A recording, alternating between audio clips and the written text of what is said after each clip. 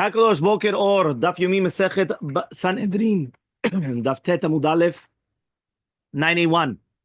Okay, says the Gemara as follows. Ravashi Amar. Ravashi comes and he's going to give a fifth answer to what we're talking about. Kigon, for example, the Edim come and they bring the Baal, which he's going to testify, the Atruba Malkut. Velo Atruba Ketala, that they only gave them a warning about Malkut and not about Ketala, that they're going to be killed. Which means that if you're going to be over on this, you're only going to get lashes. They didn't speak about anything about death. So it comes out that according to their testimony that she did commit adultery, for sure she's not going to come and get the death penalty because they only came and they only gave her a warning that she's going to get lashes. And this is going to be a machloka between Rabbi Ishmael and Rabbanan. The Tram is we learned in a Mishnah. This is going to be above them, but Daf Bet Amud Aleph. Makot is going to be with three people, three dayanim. Mishum Rabbi Ishmael Amru says the name of Rabbi Ishmael, it's going to be with 23. That means Rabbi Meir, right, holds a chachamim of Rabbi Ishmael that basically whenever we're going to have malkut, it's going to be with three, and therefore we're going to judge this woman, right, that they actually came and they testified about with three. But chachamim that argue on Rabbi Meir, they hold like Rabbi Ishmael, they hold that it's going to be 23. So therefore you need 23. Okay, remember here we're talking about that there was different answers. We had a whole bunch of different answers about what exactly is the case of that you need. Right, of you remember we went and we asked, right, what was the Motzi Shem Ra? Why would you need 23 or not 23? Is it Dinin Nefashot, not Dinin Nefashot? So we started saying that maybe Be'emet we're going to be Choshin Lelaz or not Choshin Lelaz. Rava came and he said, Be'emet, we are not Choshin Lelaz, but we're Choshesh for the Kavod of the first one. So if the first one already had 23, so we're not going to take it off for 23. Then we had a third explanation of Abaye that he says that according to everybody, we are going to spec for the Kavod of the 23 that were already there. But here we're talking about that there was a Stam Hatra'ah, right? And we said that you needed a real hatra'ah. Rav Papa comes and he says that we're talking about a woman that she's a chachama. So since she's a chachama, so therefore you don't need to give hatra'ah. And now Ravashi, and this is today's answer, which is the fifth one, Ravashi comes and he says that we're talking about that they did give her hatra'ah, but for the wrong punishment. Meaning they told her that she's going to get lashes instead of really getting the death penalty. Because obviously if she committed adultery, she gets the death penalty, she doesn't get lashes. Okay? Sixth answer, Ravina comes and he says, Kegon, for example, what happens if the husband came and he found one of the witnesses, right? What does that mean? That means that the husband comes and he's bringing the witnesses that this woman committed adultery, that his wife committed adultery. Therefore, we're going to come and we're going to, right, kill her or whatever it is. But the question is, how many people do you need for the dayanim? So he says one of them was found to be a karova pasul, a family member, somebody that's disqualified. And this is a machlok between Rabbi Yosef and Rabbi according to Rabbi Akiva. The Tanakh was learned to the Mishnah. Rabbi Akiva says, "Lo ba'ashlishi ela lachmir alav la'asot dino kayotze be'elu." When it says that al pi shnaim or al pi shlosha edim yakum davar, that you have two witnesses or three witnesses, what does that mean exactly? So he comes and he says the reason why we brought down three was lachmir alav. What does that mean? To make the din of the shlishi like the first two. That means if all of the edim were huzmu, okay, all of them are going to be killed, even the ed shlishi. Now you're going to tell me 1 second, but you didn't need the third guy. But it doesn't matter, right? Why? Because he was part of the group. He's part of the clan. You didn't need him. Doesn't matter. Yeah, exactly. So you see from here that we come and we punish those that are coming with the group as if they're part of the group. So imagine you have Korach Vadato, but you joined them and you're there with them. They didn't need you, but you're there. Nitpal le'ovrei avera, they judge you like the ovrei avera. You are the one that's doing avera as well. You're not really doing anything. You're just part of the group, part of the clan. No, you get punished.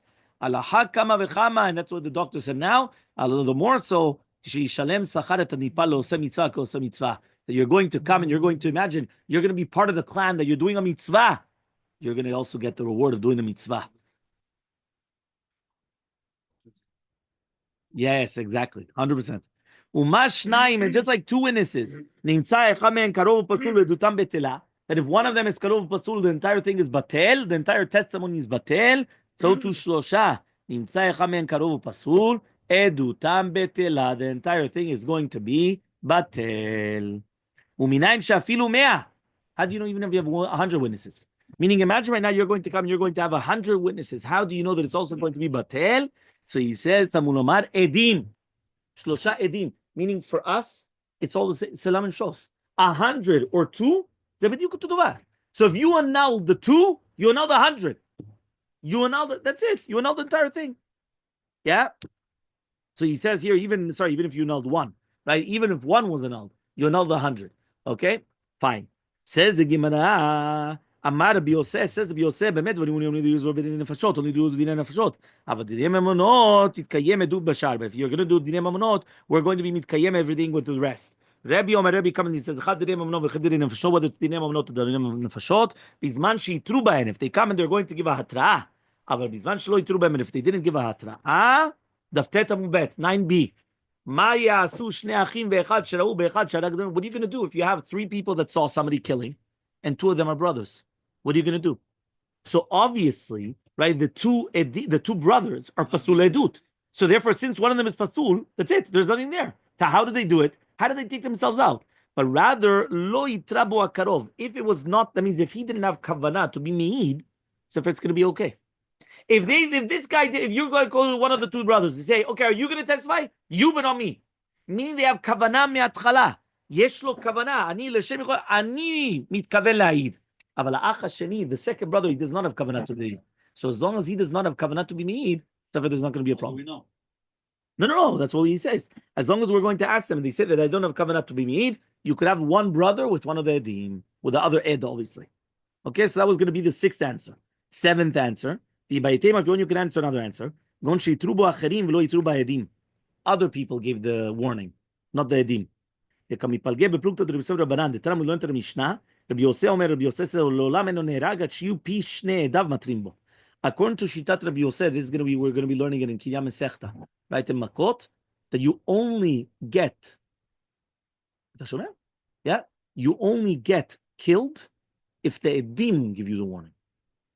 Meaning, I don't care if somebody else gives the warning. The edim are the ones that have to give the warning, and if the edim do not give the warning, they do not get killed. Shneimar al pi shnai edim. Has to be through the mouth of the 2 edim. So if he's according to Shtat Rabbi Yosef, they have to give the warning. According to Chachamim, no, anybody could give the warning. The edim are just there to watch, and they know that there was a warning, and they know the action was done. According to Rabbi Yosef, the edim have to be the ones that are giving the warning. Iba itema, the 8th answer, and the last one. Kegon ditkachush b'bdikot velo itkachush b'chakirot. Right? The Edei Baal, that they testify that she had relations, they were chushu b'bdikot and not in the chakirot. Meaning like this, you have to remember that we do chakirot and we do b'dikot. Okay, so the chokrim, the chakira is when did it happen, where, and therefore that was fine. Everything was perfect. But in the b'dikot, that they come and they check like the side questions, which is basically like what color of the clothing were they wearing. There was a contradiction between them. Hachasha.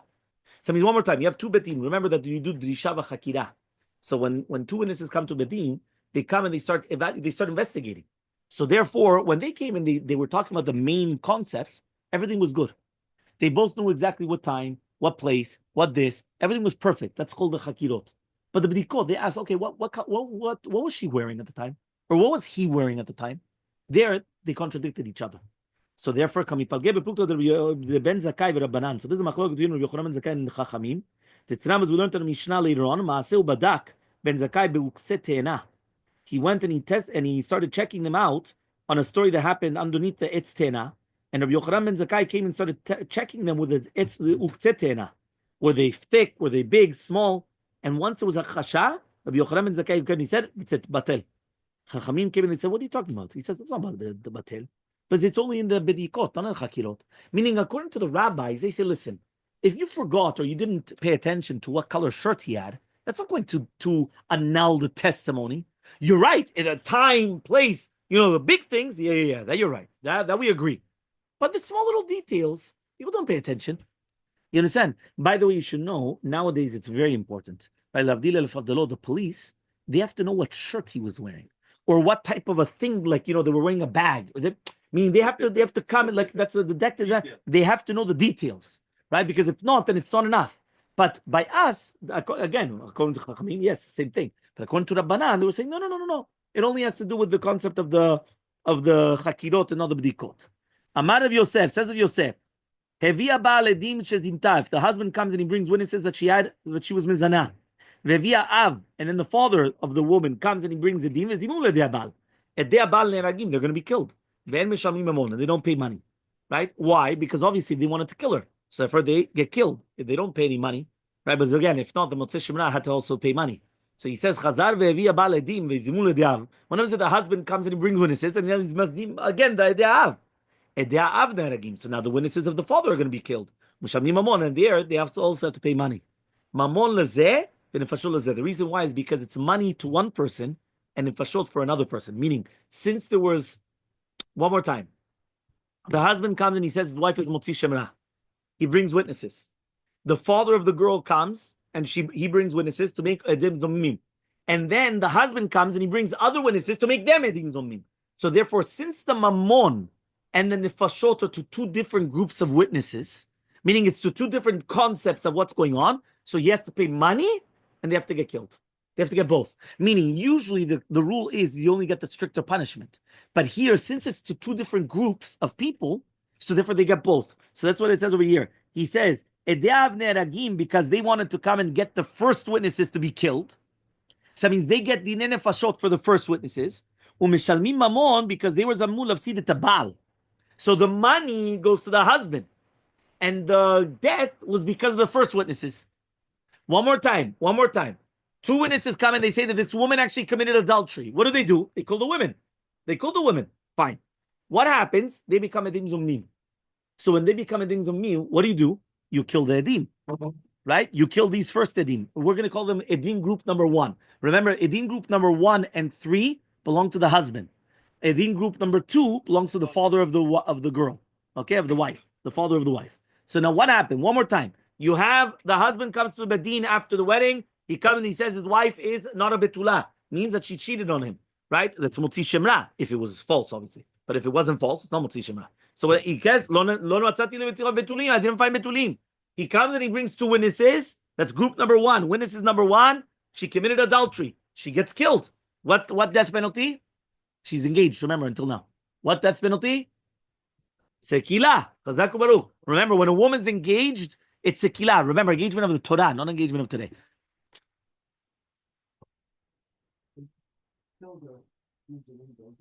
No, if they already killed, that's hargu and haragim. That's what we're learning now. We're not talking about that. They didn't kill her yet. They're in the middle.